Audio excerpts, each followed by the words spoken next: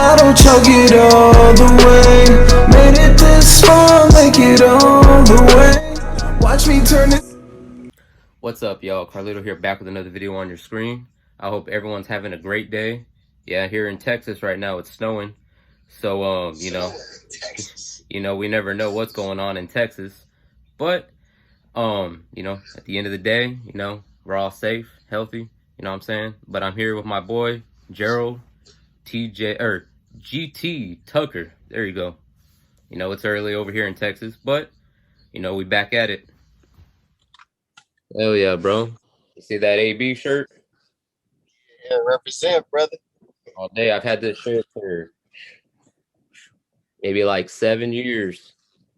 7 years. Shit, that's before Porter. That's that's throwback.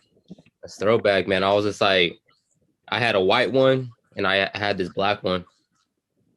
Yeah, AB wears white one all the time. Yeah. Hell yeah, bro. All right, just turn the volume up. Yeah, so how's everything going, man? How do you feel like, is he in I feel like he's, just by looking at his videos, he's in his best shape of his career, man. I feel like he's a lot better than what he was in his prime. And when he was laying out guys, left and right. Yeah, it's my first time being on the inside looking out, so I really can't say what he looks like. I'm usually on the outside looking in, like you are. Watching from afar and hoping, wishing for the best. But he appears to be in great shape to me. From my perspective, great shape. I don't see any ring rust at all. He's working hard. He's throwing thousands of punches. Not 1,000, but thousands of punches every single day. So I'm just hoping that looking forward to him letting go, from transferring from training into the fight.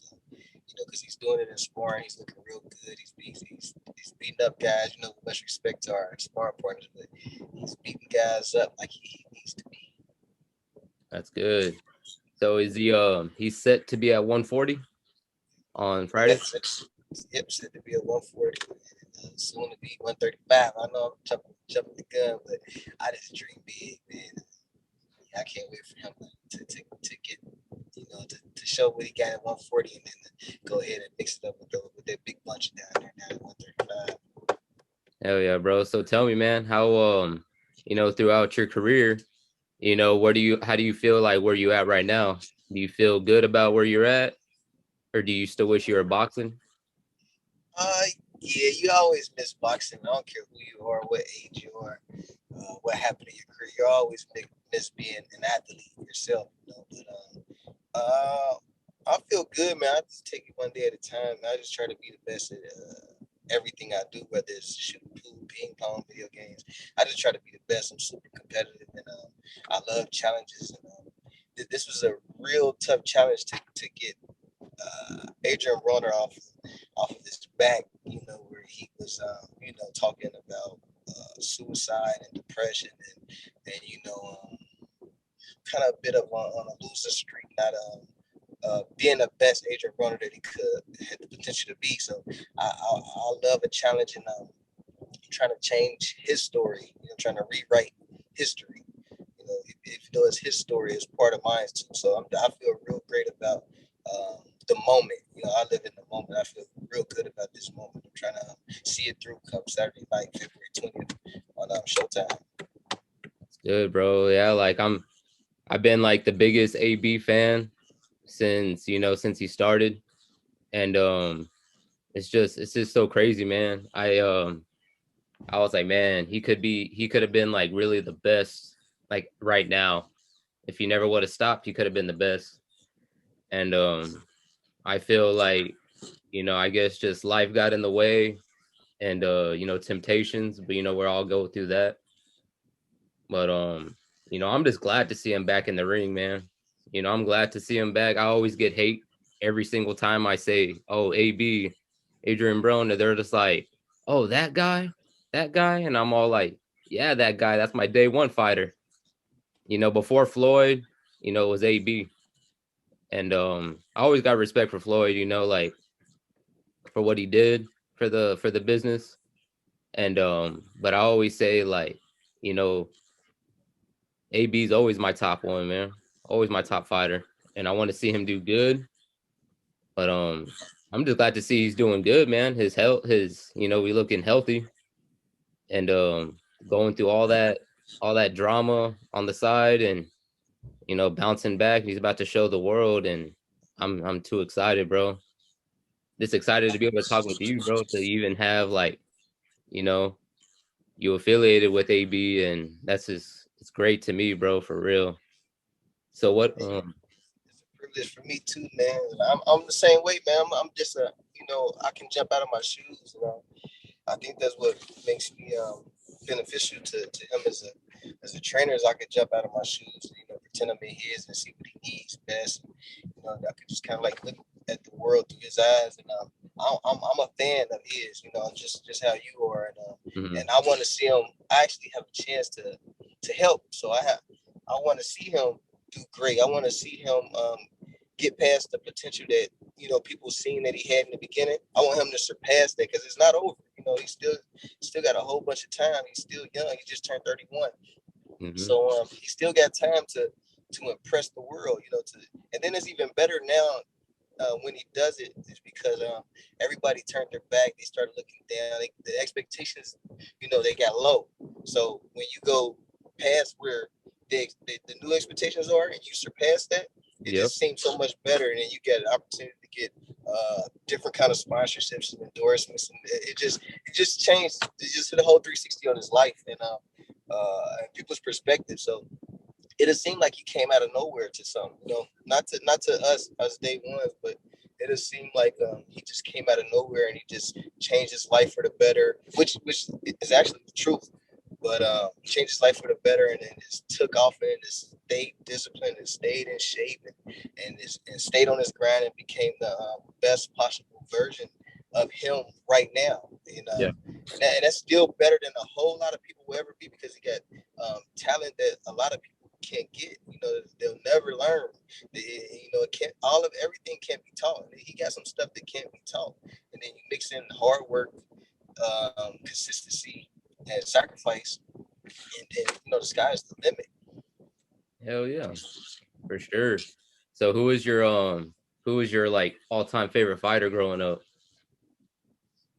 Growing up, before me and Floyd met in the amateurs, I would say I liked Trinidad, Gerald McClellan, Mike Tyson, Ricardo Lopez, Chavez. I was kind of like Pernell Whitaker. I was in there, but after Floyd, it's been Floyd ever since.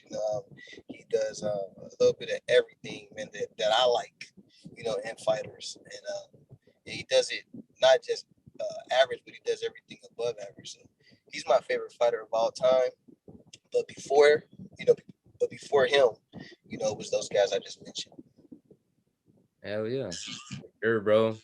And so you have him on like on a special diet, or is it kind of just like nurturing stuff? Well, I wanted to put him on a diet, but we're gonna get there eventually. I'm vegan, so I don't eat meat and dairies, and anything that has a parent or have kids. I don't eat any of that stuff. But of course, you can't force what you do on other people. So I was just telling him that when I made my comeback from 15 years of retirement, I lost 60 pounds, and I did it mostly because I went vegan. I cut out all the meat, the cheese and the milk and the egg and all that stuff. And the weight just fell off. There was nothing. Everything you eat was good. Your body, takes it in and it pushes out what it don't need. Nothing just sticks around, rotten. And, bad for health. Anyway, so what he's doing, he called himself a semi-vegan. That's what he named it. So he does like half the day on my diet, and then like for dinner he'll do what he wants. But for the last week, maybe almost 2 weeks, we brought in the chef, and he's been cooking him stuff that he likes, but healthier versions of it. Like some chicken dinners with rice and Asian stuff. Just stuff he likes, omelets with egg whites and stuff like that. So he's been eating pretty good. He's been staying on a good diet. I just put in the supplements and stuff that he probably wasn't taking, and because he was just running wild and just training and fighting. But yeah, I mixed in some healthy supplements that basically get his body back to like kind of like resetting the body back to when he was a baby. Hell yeah. Hell yeah, bro. Hold on. But this is crazy, bro. Like, you helping him out so much, with his conditioning and stuff, and I feel like he's in the best shape, man, for real. Like just by seeing him.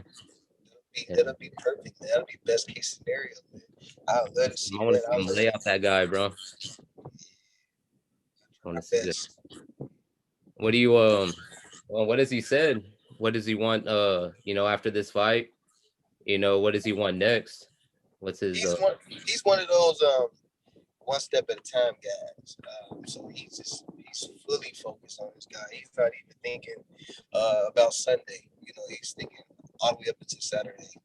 And I'm sure he'll let everybody know right at the post-fight interview, whoever does it, his plans. But yeah, he's just fully focused on Giovanni Santiago. He's an undefeated, hungry fighter that does a lot of great things in the ring, and we have to fully focus on him, because if you don't, even the worst can beat the best. You name a team, an NBA team, and they can beat the Lakers. And if the Lakers aren't ready, if the Lakers are looking past them, so we that's what we're doing. Same thing, man. And he hasn't talked anything about past Saturday, no plans or anything. Of course, we dream big, but you got to knock out your short-term goals in order to reach the long-term goals. For sure, man. I can't wait to see him hop out of that dressing room, bro, just like bouncing like he always does. It's gonna be fun. It's gonna be crazy watching him from walking out with him, instead of watching him on TV, as a big brother and a fan. So it's gonna be weird. It's like mind blowing, right? Yeah, it's surreal, definitely surreal. But it's all been that way. Yeah, a lot of work, man. It's been 4 months. 4 months come Saturday night. Mm-hmm. Yeah, we've been working and every day. There's not been any days off unless we needed to rest. That's been like 1 here and maybe 1 there, out of 4 months straight. So he's ready, man. He's ready. He's more than ready. Damn, bro. But I gotta say, man, you have some funny stories, bro, on IG. always missing with them, bro. Gotta make it fun, man. Can't just be all serious, man. You gotta wanna work with somebody, and if anybody come around me, man, they gonna want me around again, because I'm just a good, fun person, man, full of energy, positive, nothing negative. And unless it gotta go there, then I'll be right back to positive after we enter the business. But yeah, man, I just try to keep it fun, man, keep it interesting, man. Like those pop-ups, man, that y'all were eating the other day. Those things That are stuff, huge, bro. that stuff be serious. It just happened to be funny, but it be really serious, man. He like right now he got like probably like 60 something popsicles in the refrigerator, and can't nobody touch them. Like, man, we leave tomorrow night and there's 60 popsicles in the fucking freezer, and I can't have one. You're not about to eat 60 popsicles. He just stingy like that, man. Man, hopefully next camp he'll loosen up a little bit, loosen up that grip, man, because he won't let go of them damn popsicles for nothing. He's like, those are mine. He better treat this damn fight like that, like he want to win, just like how he want them popsicles. For real, better not let him win one round. Treat that shit just like them damn popsicles. Don't let Santiago win one damn round. Hell if he yeah, do, bro. beat him up like he stole a popsicle. Hell yeah. How about those earphones though? You're enjoying those beats? Yeah, nah. I actually just left the store getting me some more headphones. I be having to buy headphones every damn day because he an Indian giver, man. And I hope that ain't racist, but he give you something and he take it right back, man. So I went and bought me some little cheap headphones and so he can run in them little beats that he let me use that he stole back. So yeah. Damn, bro. Those are funny though, bro. I was at work the other day and I was showing one of my boys I was like, dude, you got to check this dude out, bro. He's funny. The guy that's training he's the guy that's training with AB. And I was just showing him your stories, bro, and he was just laughing, bro. Like me and him were both laughing because you were like, "Oh, I can let you borrow them. I can let you borrow them." And he's all like, "No, those are mine." He was like, "I don't have to ask for them back. I can just take them." Nah, you can't just take nothing. That's rude. You know what I'm saying? You gotta ask. Even though you let me use them, you want to use them. Do you want to use them? Okay, because I got them. You know what I'm saying? You just can't just take them. Like, because I'm in possession of them. You know what I'm saying? They don't belong to me, but I'm in possession of them. So if you want to use them, ask to use them. Like if I'm using your bathroom and you need to use it, you say, can I use the bathroom? You know, so it's the same thing, man. It's wordplay. They had me rolling, bro. I was like, damn, dude. I was like, he had him going. Damn, bro. They just keep it fun because it's boxing is real serious. You know, people can lose their life in the ring, and a fighter actually died in my arms. It was a buddy of mine's, his fighter, and he asked me to work the corner until he got to the gym, and he got to the gym eventually, and I started working with my fighters. But I came back over, and the fighter was just showing signs of like severe dehydration, and I'm like, man, we need to get him some Gatorade. Long story short, the key after just 3 rounds of sparring, he ended up going to the hospital, and we had to rush to the hospital, and he had severe bleeding on the brain, and he went into a coma that day, and then died a week later, man. So this sport is tough, man. It's crazy.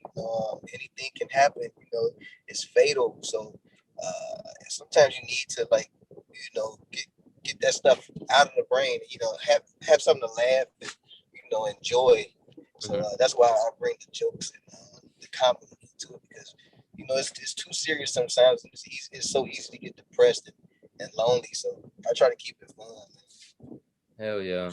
So at where do you see your career, going this year with what your everything that's your title, The way my DMs are going, man, look like everybody want to train with me now, man. So that's a good sign. I guess I'll have to wait till after Saturday, to kind of like feel it all come in, because it's probably going to go even crazier at this performance. But I'm just taking it one day at a time. I want to be the best. Roger was my trainer as a pro, and I really didn't like the way that he never received like trainer of the year and all that stuff. So I'm kind of like I feel the spirit around me or on me, as they say, and I want to take it to that. I want to win multiple trainers of the year, hopefully eventually a trainer of the decade. But it all starts with just hard work, consistency, and just trying to be the best version of me while I'm trying to turn the fighter into the best version of himself. So I think it'll happen as long as I just keep putting in the work and not letting up. As long as I keep doing 100% at it, I'll be the best I can be, and hopefully that. And I'm competitive, and I learn fast, and I love competition. So if I can be 100% GT, I'll definitely get all the accolades I'm going after. So when you were growing up in the rankings, man, how did it feel, training with alongside Roger,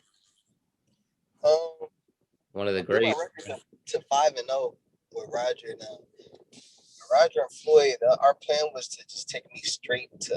He was like, "We're not signing with no promoter." This was back in 2000 when we had this mindset. Well, they had it, and then I adopted it. But they were like, "We ain't going to no promoter. We're just gonna keep building your record, and HBO is gonna have to give you a deal because you're the next Floyd. You might surpass Floyd. So we're going straight to the networks and gonna get you a huge deal. Like Floyd just got the deal at the time. Floyd had got was like 6 fights for like $20 million or something like that, or $18 million, I believe. So they were like, we're gonna get you one of those kind of deals. Just keep winning. Just stay on path. And what happened was The day before, you know, when you weigh in my fifth fight, which ended up being my last fight before I retired. They called me from back home and told me that one of my brothers had died. He got killed in Pennsylvania. So they kind of Roger ended up talking me into continue to fight the next day. So I fought and I knocked the guy out in the first round. So they put me on the 2-fight win streak by a first round knockout. So I was definitely on path, but I went home for the funeral and I kind of I just stayed home. I didn't never came back to Vegas to live with Floyd any longer and you know, to keep chasing my boxing dream. So it just threw me off track. But it was great, you know, building up to that point to become 5-0, and and I was beating world champions up in the gym. I was going 12 rounds already. Sometimes I go more than 12 rounds. World champions and in different weight classes. So I was bigger and smaller than me. So it was everything was looking good for me. I just got life just happened, I guess you could say. Yeah, that's just crazy, bro. Like that's real talk though, for real. Just because you know, me doing this interview today, it was I tried to motivate myself, man, because yesterday my grandfather just passed away last night. Oh, And man, sorry. it sucks, man. And I know we had this plan, and I was just like, I need to stay focused on what I'm doing on YouTube, and I need to Right. make sure, you know, this opportunity really doesn't come around every day, you know, to be able to, you know, be so close to AB, you know, and Mm-hmm. that was just like that's all I needed, man. So tell AB, man, you know, when you get a chance to talk to him, um, tell him, man, that you know the guy you did the interview with today, you know, he was, you know, going through all these things, but you know, he helped me get pushed that. Right, yeah, and I had people telling me back then, like my manager Jay and Floyd at the time when that happened, like to just keep going, like don't let you know unfortunate occurrences around you take you off path because what would that person that passed would have wanted you to do, and I just didn't hear it clear back then because I was just so clouded. So I'm gonna say that to you, like don't let it take you off track. Like if anything, make you stay on track with with so much passion now. So whatever you want to do, just use that energy because it's not gone. You know, that energy never leaves. You know, they left, physically, but the energy's still here. So just use it and chase your dreams, man, no matter what it is, and just hard. And if you feel like you're getting distracted, just that's when they should come into mind. Stay on path, stay on path. Because if I would have did it, I would be a billionaire right now. But things happen. I'm cool where I'm at right now. But yeah, my life would have been totally different if I'd have just stayed on path. Just listen to the people who told me the same thing I just told you. Hell yeah, that's love, man. I appreciate it, bro, for real. Yeah. Um, you know, going through all the training camps and you know, how does he feel being back on Showtime? Well, last time I was on Showtime, I was training former U.S. Olympian Jamil Herring. He's a world champion right now. He's about to go fight Carl Frampton in his backyard, and that was the last time I was on Showtime. And I trained Jamil. I trained him for 3 fights, and all of them were like shutouts, knockouts, and shutouts. So that was a 12-round shutout, I believe. No, that was a 10-round shutout, and so I feel real good, man. I'm not superstitious, but I like the streak I'm on with Showtime. Yeah, It's a good one. It's undefeated and it's beautiful performances. So yeah, I can't wait to be back on there. hell yeah, for sure, bro. Um, let my viewers, you know, let them know, you know, where they can find you at, you know, before I forget about that part. Um, you know, let them know where to find you, and if they want to be you know, and they're in the Florida area, you know, are you plan on staying out there or Yeah, I live here. I've been with Adrien for the last 15 months. It just took this long to get him to get serious. But I've been trying every day, but we're here now, so no complaints. Progress is progress. But yeah, I'm here in the Miami area. I'm about to build a gym. It's gonna be like a strength and conditioning, football, turf, boxing, You know, half basketball court. It's gonna be like a little bit of everything. So you can be a Miami Heat, you could be a Miami Dolphin, you could be a Marlin, and you can come work out, you know, in the off seasons, or you can just be a boxer and train all year round. But that'll be in the Miami area, and I'm working on it now. And on social media, you can find me at GT the Great. It's GT underscore the THE underscore great, with another underscore at the end. But all social media is just GT the Great, or you can just look me up Gerald Tucker or Gerald Tucker Senior. Hell yeah, you've heard it here, y'all. I'm trying to think, man. I had all these questions, but you know, since we didn't work yesterday, it's snowing. It was not snowing outside now, but snow's on the ground. Yeah, it's crazy. I mean, I'm from Cincinnati, and Art, we had a storm that started last night, and it's supposed to get like 10 feet. That's crazy. 10 feet at the end of February. I think it was like 3 or 4 feet. 3 or 4 feet in Texas? Yeah. What? That is crazy, man. It's 85 degrees where I'm at, man. Like, see the sunshine. I'm from Florida, man, so it's just it's just sad, man. I miss my state over there. You from Tampa Bay, right? Yeah. Yeah, some boys won a Super Bowl, man. How about that, man? We showed the world. And you've been a Brady fan, though. I've been a Brady for a minute, bro. Yeah, it's crazy. So that just worked out double time for you. For a minute, bro. I grew up right down the street from Tampa, from Raymond James Stadium. Mm-hmm. And you know, getting Tom Brady, you know, took 20 years, but you know, finally got him, man, and he's showing the state, man, what he can do, and everything we knew he can do. You know, he still has his haters though. Right, that's crazy. That boy. Everybody call him the GOAT. He the GOAT. How do you feel about it, man? Who's your team though? I ain't watched football in so long, man. I have been having so much going on in life. I got 5 kids, 3 grandbabies, so football kind of got the back burner. But NBA wise, I'm a Laker fan now. I never really had like a team. I'm always like an individual, and I follow that individual no matter where they go. So football, my last player that I was in love with was no homo, was Mike Vick. Basketball is Iverson, now LeBron, Steph Curry, Westbrook. So I kind of like follow the players and wherever team they end up on. So football, if I would have been a Brady fan, I would have been a Buccaneer fan. I just follow the player. Yeah, man, that's no shame, bro. Shoot, I was a big Michael Vick fan too back in the day. Yeah, huge Michael Vick fan. I saw him play. Same thing with him. I just, you know, like he kind of got the same type of vibe I get with AB. Like, you know, if you can keep them on path, you know, you can rewrite their story. And, you know, it could be so much better. You know, and, some stories they just go all the way downhill, and that's the last thing I wanted for AB, man. And especially from our city, Cincinnati, we have a lot of talent, man. And it seems like there's like, I ain't gonna call it a curse, but there's like a reoccurrence of the same story where boxers have so much potential and then they kind of like throw it away. Yeah. So so I wanted to be the big bro, and I end up becoming trainer to Adrien to kind of guide him in the, you know, away from all the bad things that could possibly happen, you know, or any further bad things that can happen. Hell yeah, bro. Well, I don't want to take up too much more of your time, bro. I just appreciate the love and support, man. Finally getting to interview with you, and likewise. You know, just tell AB, man, I'll be watching, and hopefully a possible interview with him in the future. That would be like a dream come true, man. We'll get it done. We'll make it happen.